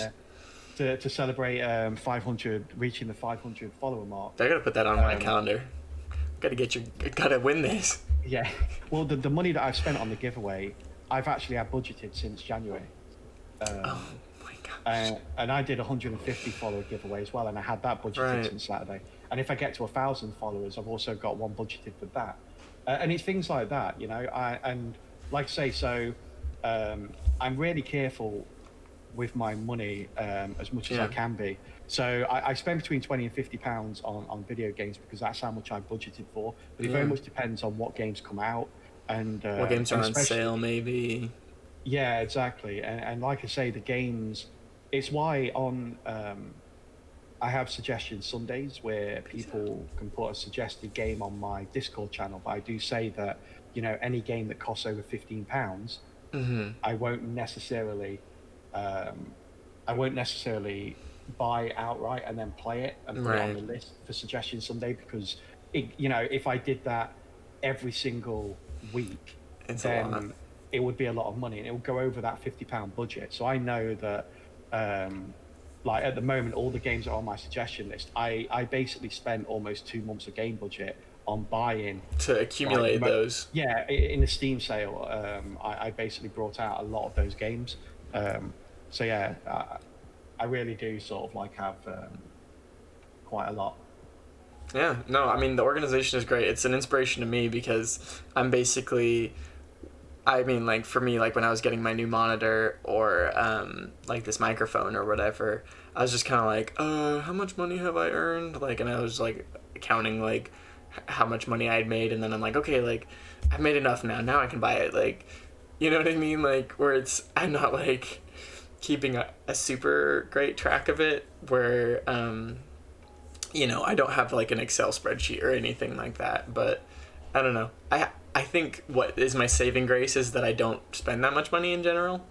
Yeah. So as long as you're not spending that much money, having a budget is like less important, but the second you start spending money, then it's like you better be budgeting it or else you're going to run out, you know. So and it was like I was talking about earlier, everyone has those you know, sort of little mental issues kind of thing. And for me, it is that, you know, anal retentiveness when it comes to finances and things. I think it's good though. I mean, like, don't get me wrong. Like, my wife is kind of the more like books one in our relationship where she's like, wait, what is this charge for, you know, 70 euros on my, you know, bank account or whatever? And I'm like, I don't know. Like, what day was it? Like, let's figure it out. So, yeah.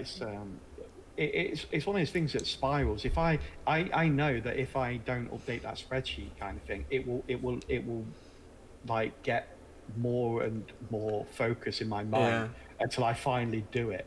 You know, it's probably some type of, you know, OCD. Obsessive fixation. I wouldn't probably call you OCD unless like you can't. Oh no, definitely no.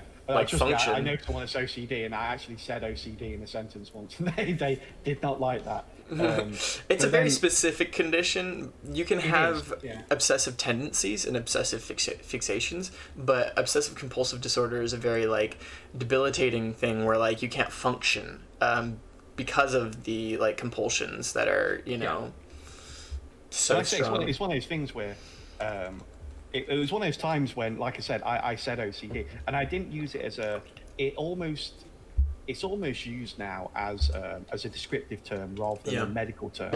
You know, people say, "Oh, I'm really OCD," just because. Oh, trust me.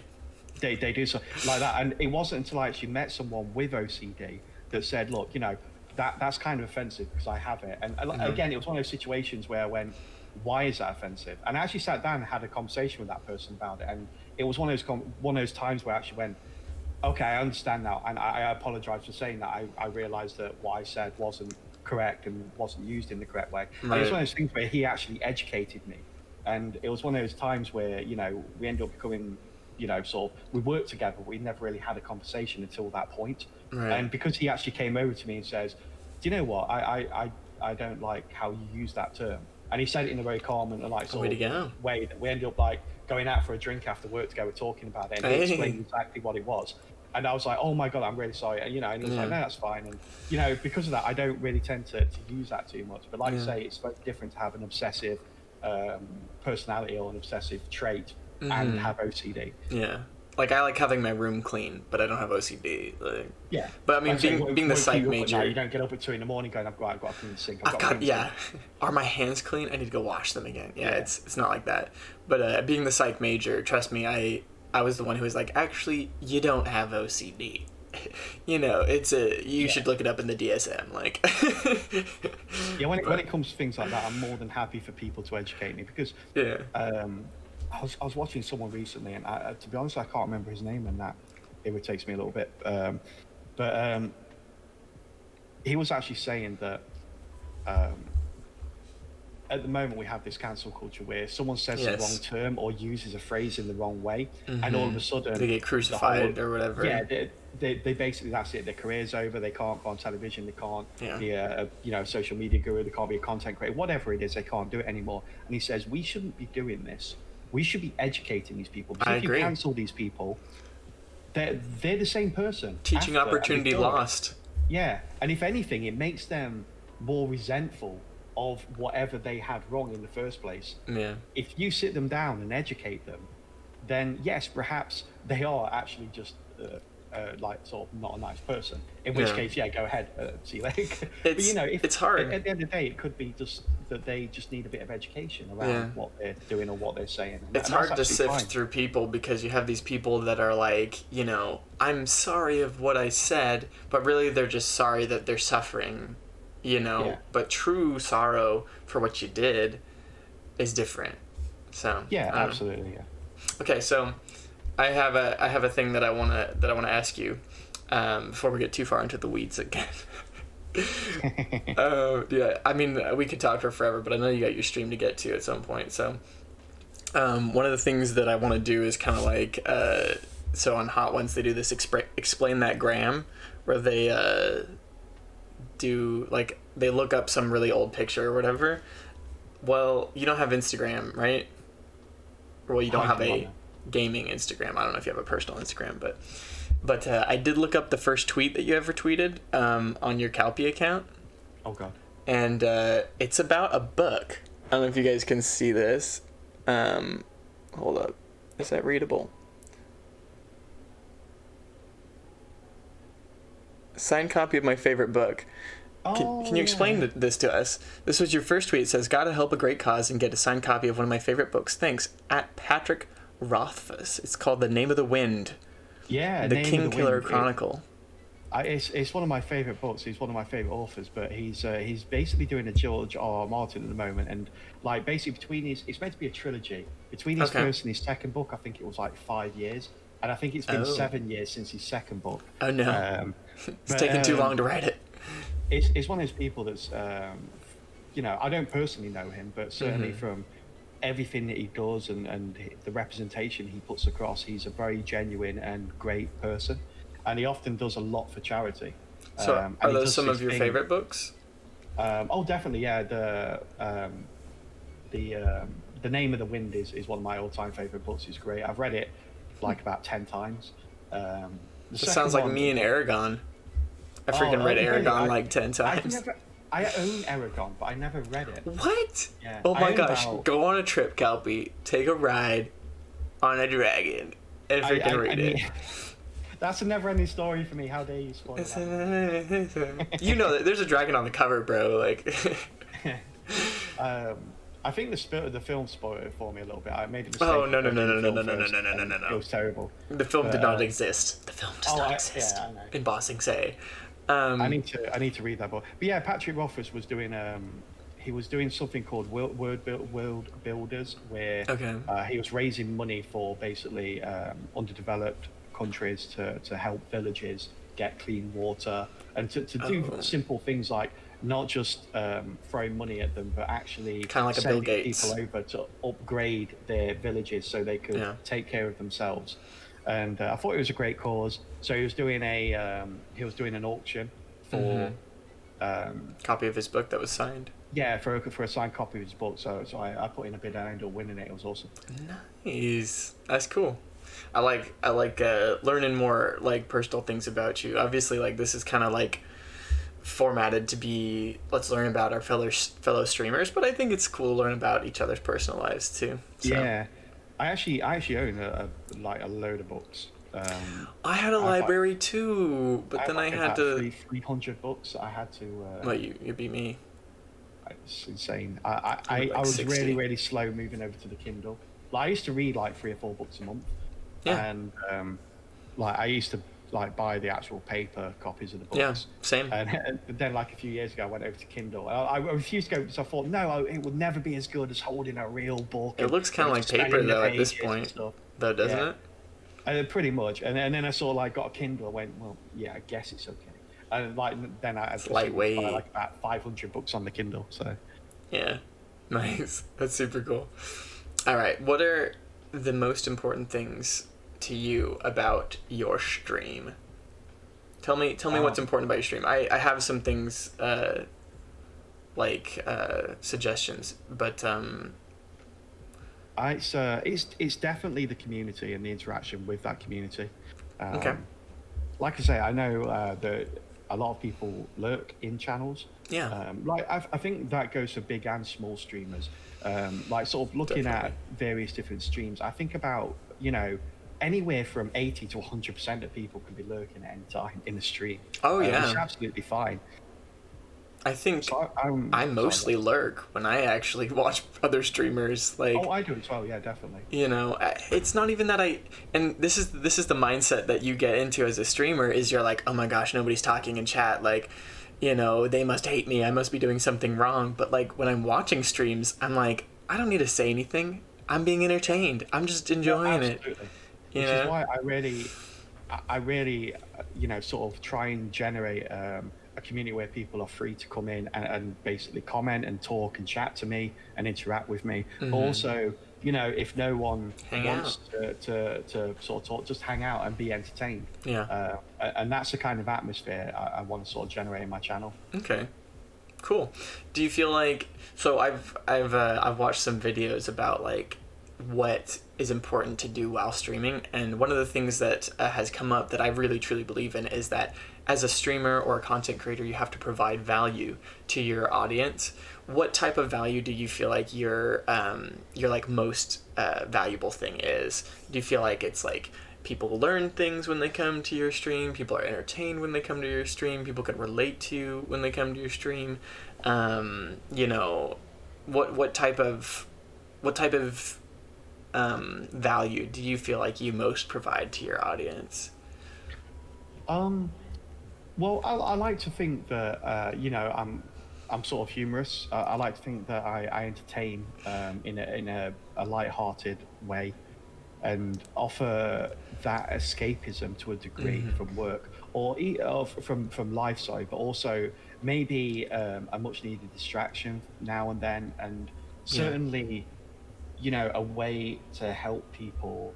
I know some people watch me while they're working. They have me on in the background. Yeah. And I'm hoping if they're having a particularly hard day or, they're having a particularly torrid time at work, something I say or something I do or something, a joke I tell, whether it completely missed the mark or hit, actually just makes them smile, cheers them up a little bit, just makes a day a little bit better, or maybe helps their day pass a little bit quicker if it's not. That's sort of what I like to think I bring to my channel. Okay, for those of you that didn't know this, torrid means either very hot and dry, or British for full of difficulty. Did not know that. Oh really? No, you said torrid, and I'm like, it would be really embarrassing if you'd like brought that up and I completely misunderstood the word myself. No, like, torrid just means very hot and dry. I've done that before. I've done that before, where I'm like, yeah, I totally know what this word means, and then you end up like looking it up on a dictionary at one point, and you're just like, it's inconceivable. You say that word a lot. I don't think that word means what you think it means. I don't think it means what you think it means. He also has the fact of no swearing. Sorry, I just got back. Not sure if that's been addressed.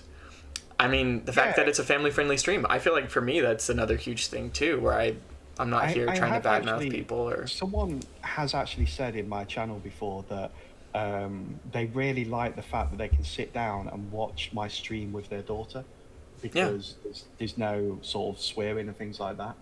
And that actually like sort of made me warm inside a little bit. That was a really nice piece of feedback. It was because that's the kind of atmosphere I want as well. I mean, it was one of those things where my brother is autistic, and he is, for all intents and purposes, an adult, age-wise, but he's also much younger in other aspects of his sort of mental awareness. And I always feel that some of the things that he's exposed to, because he is an adult and he can make those decisions and he can watch TV programs and absorb different types of media based on that, is sort of, bad for him and a bit of a bad influence. And I thought that there's nothing out there that he considers adult that he can watch that doesn't involve like really bad language or themes of adult nature or sort of sexually explicit material or something like that. And I wanted him to be able to tune into. I wanted him to experience Twitch because he likes games as well. And I wanted him to experience Twitch, but I wanted him to be able to have places that he could go to that he could basically absorb that content without sort of maybe having a bad experience or bad impression. A little bit more of the adult side of things.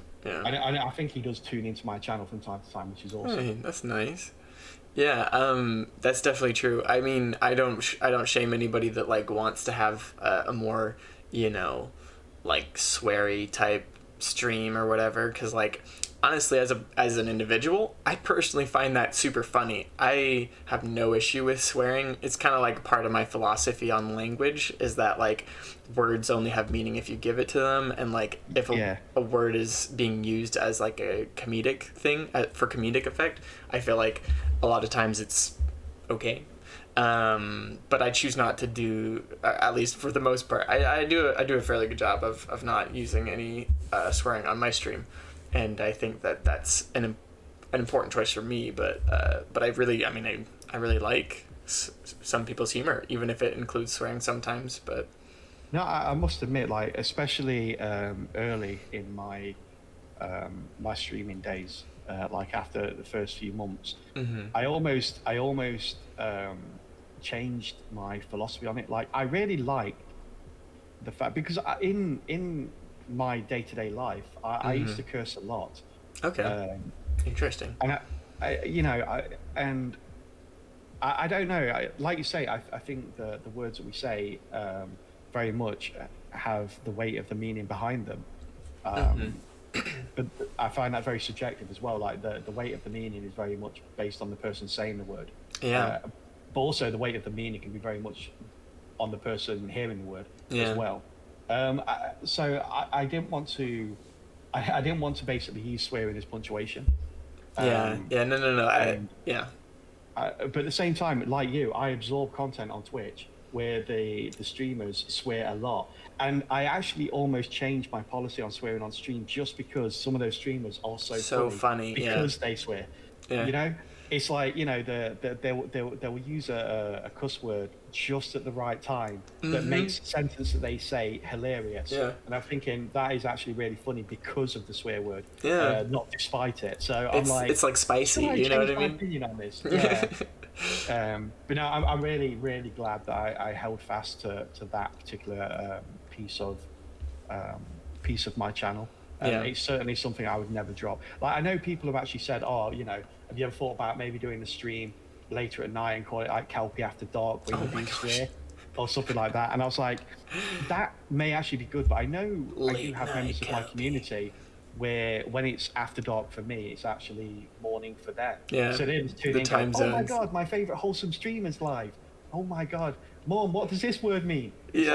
You know, it's and I feel like you sort of have to choose one or the other. You can't really go. The clock is just a big circle. It just depends Yeah, on which point of the circle that you're pointing at. You know, yeah. there's always going to be people.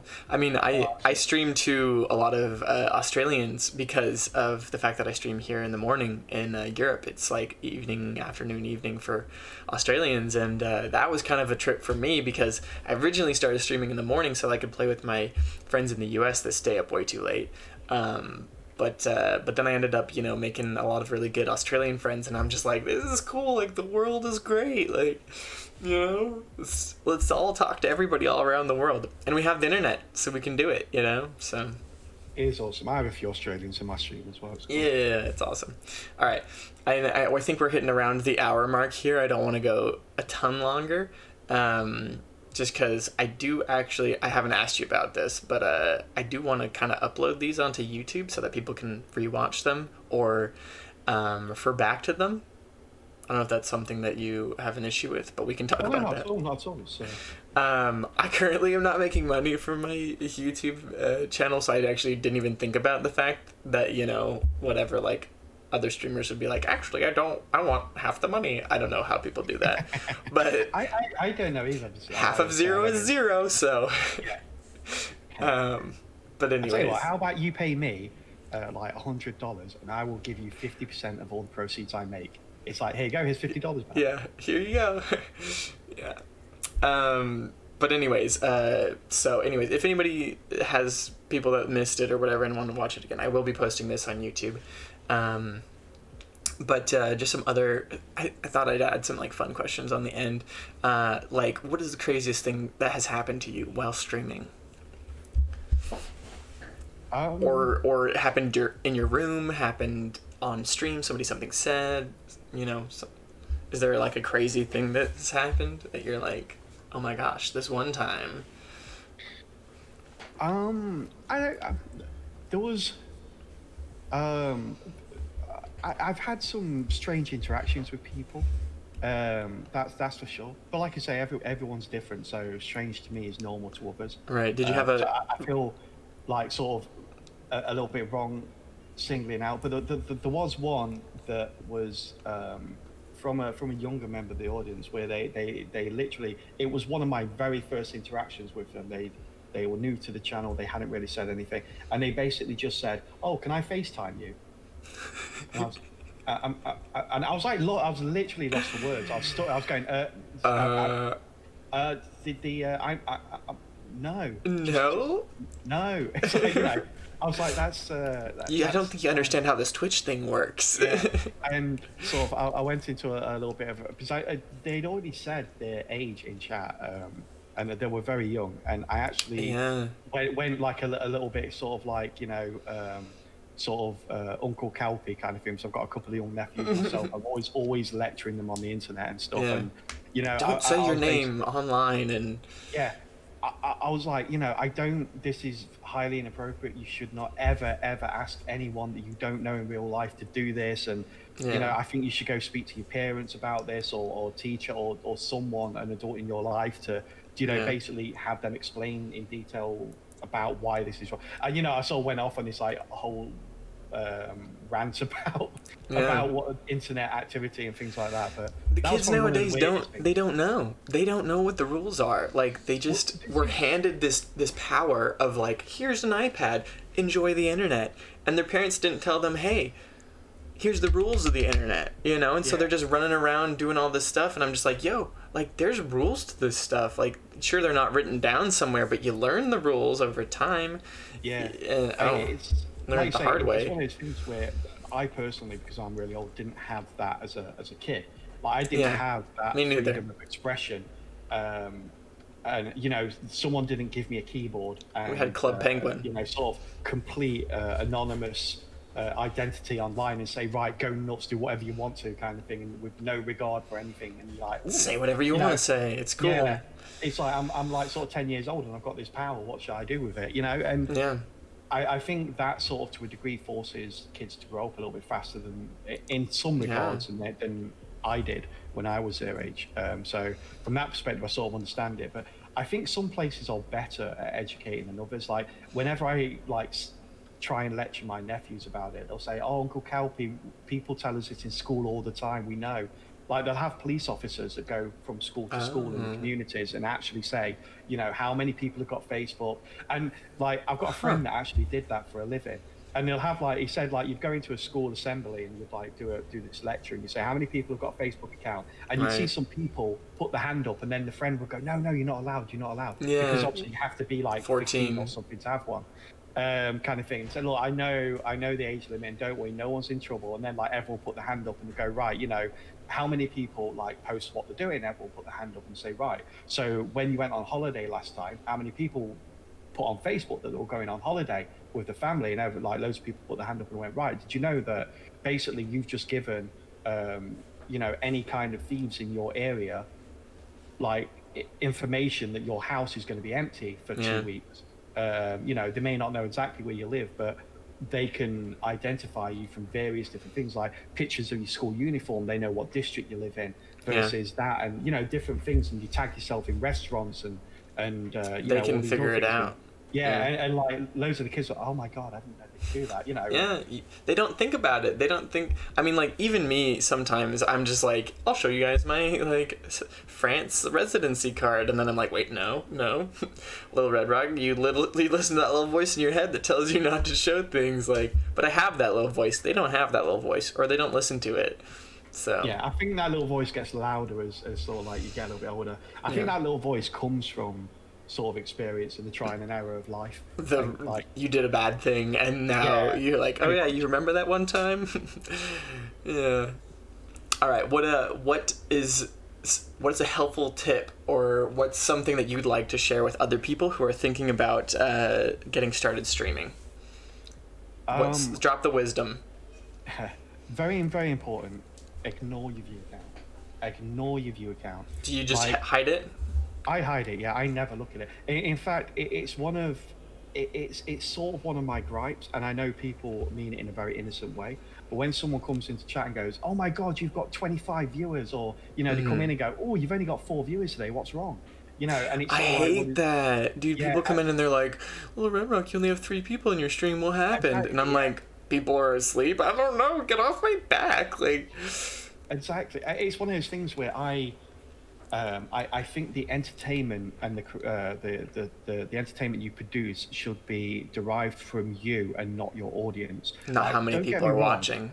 Yeah, sort of community interaction and chat interaction is I love it. It's awesome. It's one of my favorite things about streaming, no doubt about it. But at the same time, I'm quite happy to sit there for the full 6 hours of my stream and basically talk to myself. Just joke and laugh about what I'm doing, about things that have happened in my life, about the things that are happening in the game, and I can do that for 6 hours. And I think that's one of the things, you have to be prepared for that. I'd say turn off your view account, make sure that you can entertain yourself. Because at the end of the day, you need to enjoy what you're doing. And if you're not entertaining yourself, if you're not having a good time, then, change your perspective, change your game, change your outlook, change what you're doing. Just change something so you do enjoy it. Because at the end of the day, the people you want to attract to your channel, the people you want to, grow your community around, to a degree, are like-minded people. You don't want the same person as you over and over again, because that's boring. You want diversity, you want different opinions, you want different outlooks of life, you want different experiences, and you want people to share those together. But I think the fundamental core and morality of who you represent, you sort of want that to be the pinnacle of your channel. And I think if you're trying to pretend to be someone you're not for the sake of entertainment, then you sort of lose elements of that.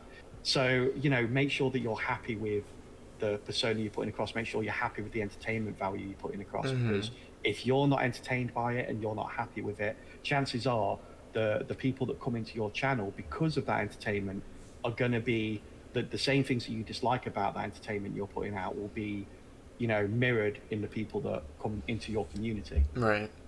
Yeah. So I think at the end of the day, it's the TLDR is, be yourself and make sure you enjoy what you're doing. Heck yeah. I remember having some sweaty streams at the beginning when I started, and I was just like, how do I make people laugh, and like, what should I say, and I can't, do these things and whatever, and I was just like, I'm worrying way too much about this. I'm like sweating while I'm like playing games, and I'm like, I only get sweaty when I'm like competing. Like, I shouldn't be sweaty right now. And I think that's another great piece of advice is it's perfectly fine to be nervous. Yeah. Especially when you're starting out.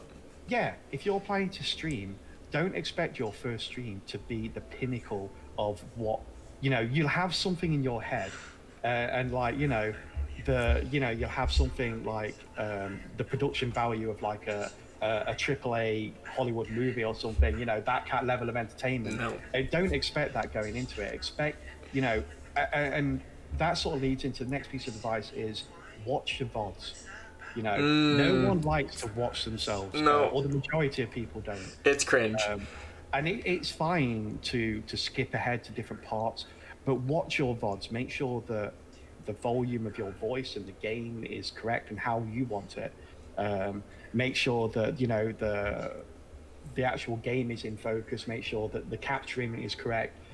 Sort of listen. Like the first few times I streamed, or the first few weeks I streamed for, I noticed that there was just a lot of dead air. Yeah. There was a lot of pauses or a lot of quiet time and downtime. And like you, it was because I was very nervous, and I was like, especially when someone would come into my chat and say, "Oh my God, you've got 10 viewers," or someone would raid me with like 16 viewers. I would immediately go, "Say something funny, say something, be funny, dance, clown, dance," Yeah. And I'd be like, "How do I do that on demand?" It's a long way to Bossing City. Exactly. Like, Fat Man Dance. You've seen Avatar: Last Airbender, right? Yeah. What a kind man. And freaking Zuko's over there like I'm gonna kill him. It is like that. It's like, you have to. It does feel like sometimes you're on a show. Yeah.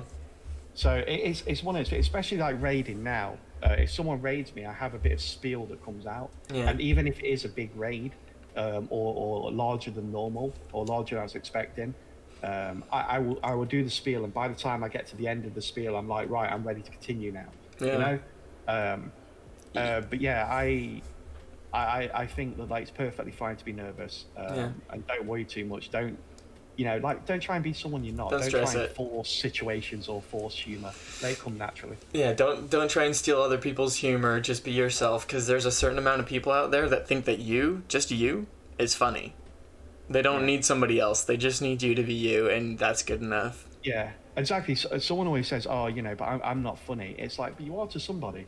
If you're telling jokes that you find funny, or you're doing things that you would find funny, I guarantee there's a percentage of the world that would also find that funny. Yeah. And you just need to find that percentage. You need to find a percentage of that percentage to come into your channel. Yeah. And they're going to enjoy that content, and they may stay. Yeah. All right. That's what I think. Sorry, go on. No, you're good. That's fantastic. All right, and then the last thing. What do you got going on? Tell everybody in the stream shameless self-promotion. Promote yourself. Okay. Tell us so what you got. Sorry, my chair is super squeaky. That's right. That is, as we say, I'm a variety stream. I stream literally a variety of games, a lot of different games. I do play a lot of roguelike games. Tell the people what roguelike games are. I didn't know what that meant. It's a game with a game loop where you essentially play through a series of events. Your character will get stronger or better equipment as you go through it. You basically go from a beginning to an end to try and beat various different obstacles or bosses. And essentially, the idea is that it changes each time you go through because of the multitude of different items and equipment and experiences you can go through along the way. And how does that differ? It's very replayable. How does that differ from like a role-playing game? Well, a role-playing game normally has a narrative to it, so you go through a beginning, a middle, and end according to a story. Roguelikes are kind of different. They sometimes have lore associated with them or a story, but for the most part, it's it's a game loop where you play the same game over and over and over again with a slightly different experience. You always start from the same point, but you Okay. can, as you go through, you'll be a very different character by the end in terms of power levels and equipment. Cool. But yeah, I play a lot of roguelike games, and I stream 7 days a week. Today will be my 152nd day in a row. And I stream for 6 hours every day, other than Sunday where I do 4 hours. I start at midday BST, which is in about an hour and a half. And today I'm You going know to who be we're raiding. I'm going to be playing Portal 2 today, which I Nice. started last Sunday, so I'm going to try and finish today. Because I enjoyed it. All right. Cool. Well, you heard the man. He's starting in an hour and a half. So, that's like right when I end. Look at that. I'll just It's cool. hand it over to you, Calpey. Just here you go. Did I? Oh no, I was gutted. So my 18 and a half hour stream that I did last week, I can't remember what day I did it on now, but I thought you were back from your holiday when I did it. Oh, no, I didn't get to see that stream, Well, unfortunately. it wasn't that. It was like for the first time I thought I can actually raid you, because I was finishing Oh. like before you. You would have been about an hour into your stream by the time I finished my stream. So I thought, yeah, I can raid Red at last, and because you've raided me. Return loads, the so- favor, or whatever. Yeah, and that's the thing about raiding is the fact that It's hard. It is kind of hard because when people raid you, it's very difficult to reciprocate. It's but sometimes you get that lucky break where you can actually raid someone that's raided you and return the favor. Yeah.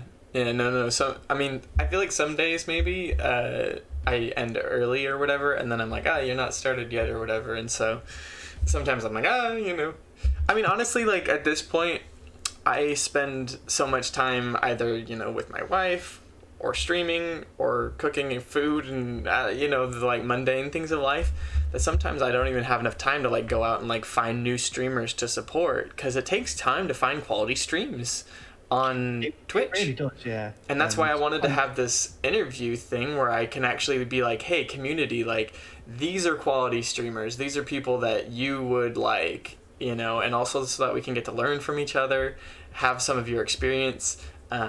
Hopefully we can learn and become better ourselves. So. Yeah, absolutely. I think as a community of small streamers, it's important to sort of grow together and get ideas from each other. Yeah. And sometimes it's difficult to do because you sort of still need your individuality as well, and your own brand and your own channel, and things like that. And I think it was Harris. I was watching one of his videos, and he said basically it's one of those weird positions because you'll often hear streamers say, "Oh no, we're just one big team. We work together and stuff like that." And to a degree, that's true. People do support each other. They do, help out. It's and a competition. Did you watch that? Yeah, but essentially you are competitors. Yeah. And it's true to a degree. There only are a certain amount of viewers that can actually watch a certain amount of channels. But I think that's why. Raiding, What were you saying? Sorry. I was saying I think that's where raiding is slightly different because obviously, Yeah. When you raid a channel, it's a channel that's normally on a different schedule to you. Mm-hmm. So it's kind of good in that regard because you're not available. Yeah, you basically you're not raiding someone that's basically necessarily competing directly with you because normally they start as you're ending or something like that. So that's why I really like raiding. I don't do it as much as I should, because normally when I get to the end of my stream, I like to just log off, answer a few messages, and just get something to eat because I have a really weird diet where I don't eat anything until the end of my stream. So that's the first crazy. meal I have You told me that, and I was just like, "What?" Yeah. I'm over here with hypoglycemia. I'm like, "It's time for my biscuits. Like biscuit time."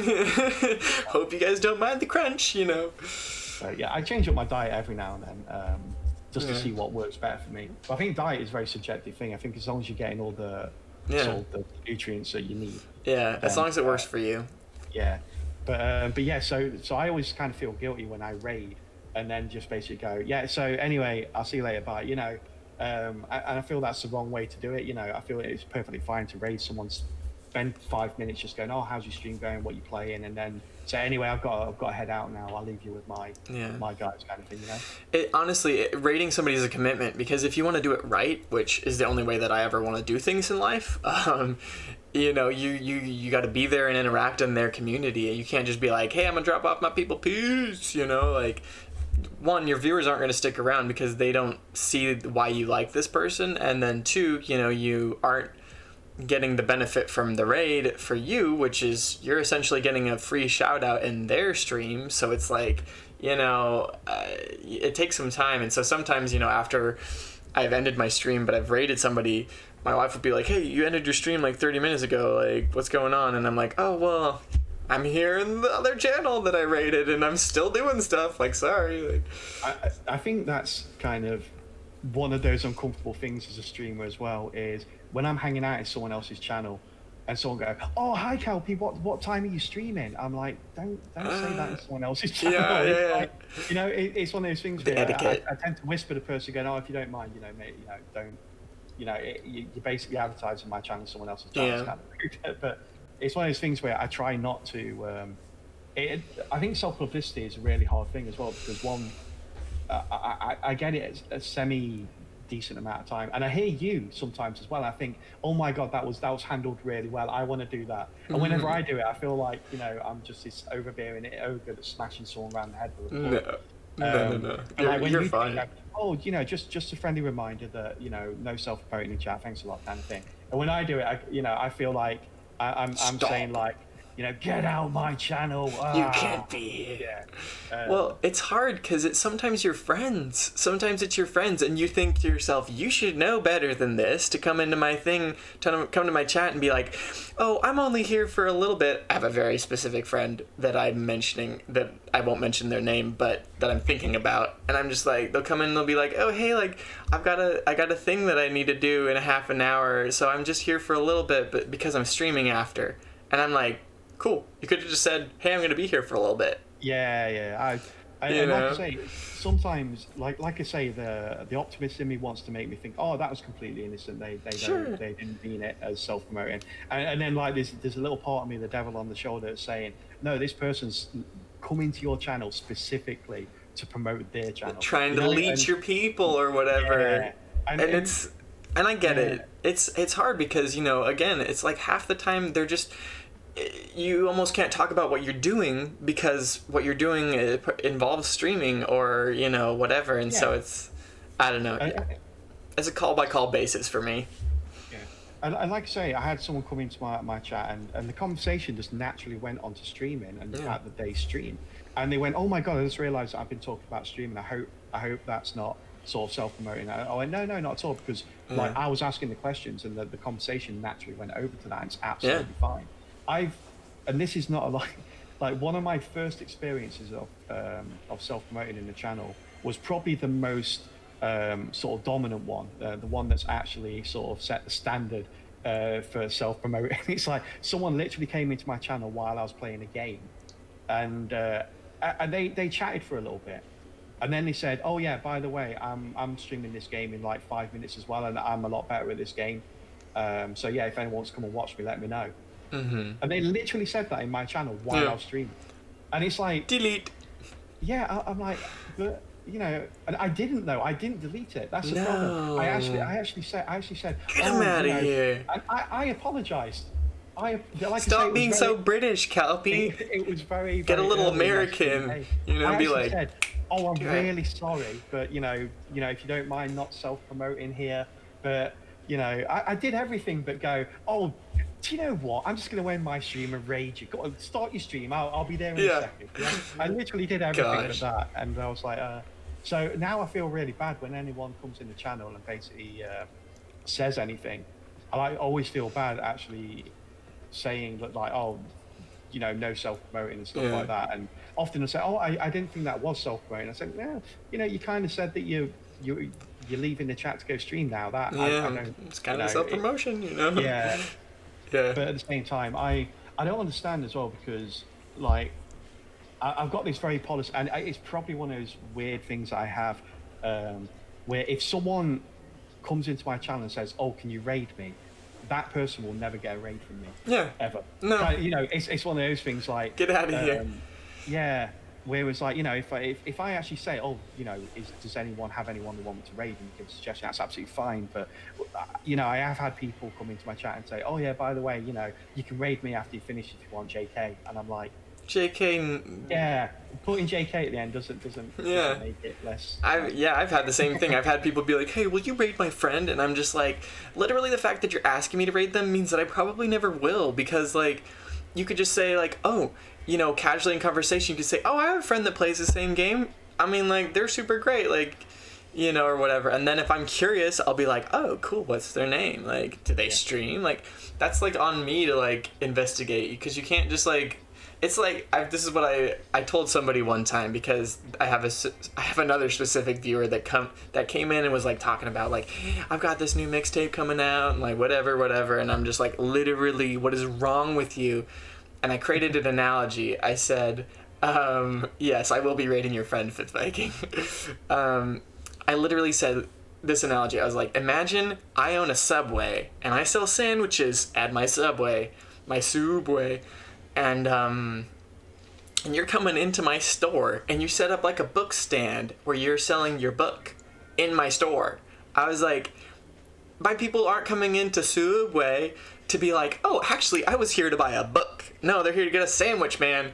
And like, like maybe if Subway wants to, be like, hey, we're offering a promotion where you can get a 6-inch footlong or a 6-inch sandwich, and you get to get exclusive access to the first chapter of this book that we're promoting. Like, the only way you can get access to this first chapter, like exclusive chapter of the book, is to buy a sandwich. Then that would be great. But I, as Subway, contacted this author, and I did the thing. So it's just 6-inch footlong. Yep, y'all. Little Red Rock knows how to measure. But anyways, so I was just like, this it's not acceptable. Nobody would allow somebody to come into their store and sell something else. Yeah. What's up, Red Cat? It is. It's a weird. I understand that advertising your content is exceptionally difficult, because basically Twitch, YouTube, anywhere you make that content is flooded with other content. But it's something that every single streamer that has any regular viewers has had to go through to get to where they are, whether it be small or big. They've had to go through that. And I can pretty much guarantee that the majority of them haven't self-promoted where self-promotion wasn't allowed. I feel like that's never been an effective way to grow. Yeah. No, that's a whole nother topic for a whole nother stream, seriously. Yeah, I apologize. Did you want to keep this to an hour? I think It's way past an hour. It's totally fine. But I think we should probably call it here so that you can get ready for your stream, and I can have a decent length YouTube video. Oh gosh. Like I say, it's good practice for you, because I tend to. One of the best things about streaming for me is the fact that I can run at the mouth and no one can stop me. Yeah.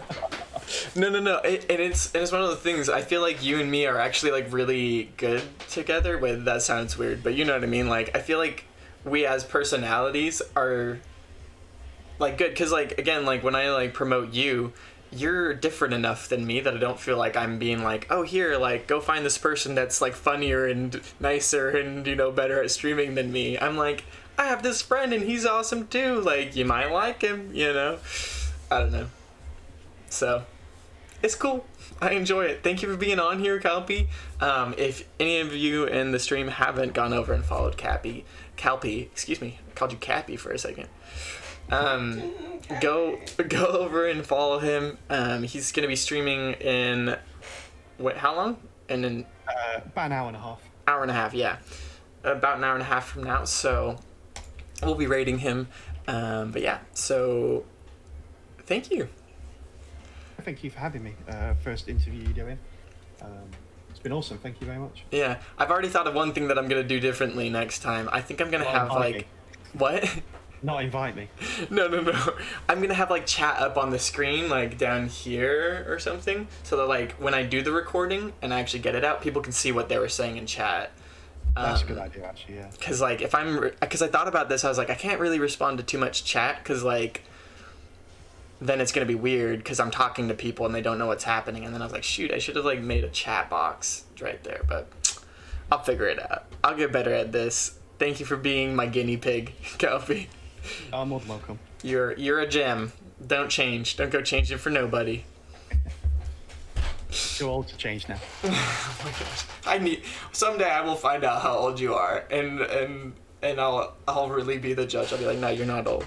Because I feel like you're one of those people who's like maybe 30 something, and you're like, oh, I'm so old now that I'm like over 30, and I'm just sitting here thinking like, from 20 to 26 or whatever was like a blink. So I don't know how I'm gonna feel once I'm like older than that, but. It is true that a lot of people that know me say I've been an old man since my early 20s, so it doesn't really help at all. It's the spirit. It's your spirit. It's like it's your thing, you know. So, but anyways, I will catch you later. Thank you so much again. We'll have to catch up again soon. Yeah, definitely, buddy. Thank you for having me. Take care. All right, bye. Bye. All right, ladies and gentlemen. Well, that was probably one of the funnest things that I've ever done on stream. So, thank you for indulging me. I really want to do that every week.